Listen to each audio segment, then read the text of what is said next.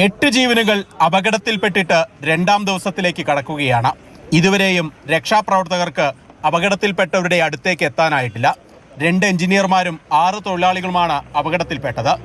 ഇന്നലെ അർദ്ധരാത്രിയോടെ രക്ഷാപ്രവർത്തനം ഏറ്റെടുത്ത സൈന്യം അപകടം നടന്നതിന്റെ 4 കിലോമീറ്റർ അടുത്തുവരെ എത്തി. എന്നാൽ അരയാൾ പൊക്കത്തിൽ ചെളി നിറഞ്ഞു നിൽക്കുന്നത് വലിയ തടസ്സം സൃഷ്ടിക്കുന്നുണ്ട്.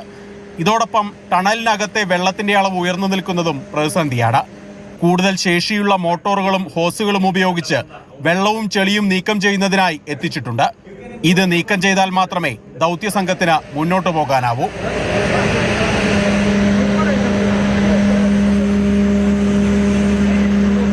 ഒൻപതര വ്യാസമുള്ള ടണലാണിത്. അതിനാൽ ചെളി നീക്കിയാൽ ആളുകളെ അകത്തേക്ക് എളുപ്പം അയക്കാനാകും.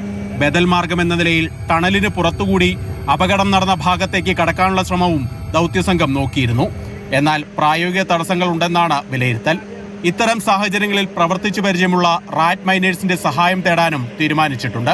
లోపలికి వెళ్ళడానికి వీలు లేకుండా మొత్తం అడ్డం పడిపోయిందండి.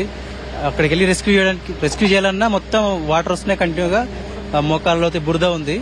దీని మీద తర్వాత యాక్షన్ తీసుకోవాలి. మళ్ళీ തിരച്ചിലിനായി ഡ്രോണുകൾ ഉൾപ്പെടെ ഉപയോഗിക്കും. ടണലിന്റെ മുകൾ ഭാഗത്തുണ്ടായ വിള്ളലിലൂടെ വെള്ളമിറങ്ങിയാണ് 3 മീറ്റർ ഭാഗത്തെ മേൽക്കൂര തകർന്നു വീണത്. അപകടം നടക്കുന്ന സമയത്ത് 50ഓളം തൊഴിലാളികൾ ടണലിനുള്ളിൽ ജോലിയിലുണ്ടായിരുന്നു. മുൻപേ പോയ തൊഴിലാളികൾ അപായ സൈറൺ മുഴക്കിയതോടെയാണ് പുറകിൽ വന്നയാളുകൾ സുരക്ഷിതരായി പുറത്തിറങ്ങിയത്.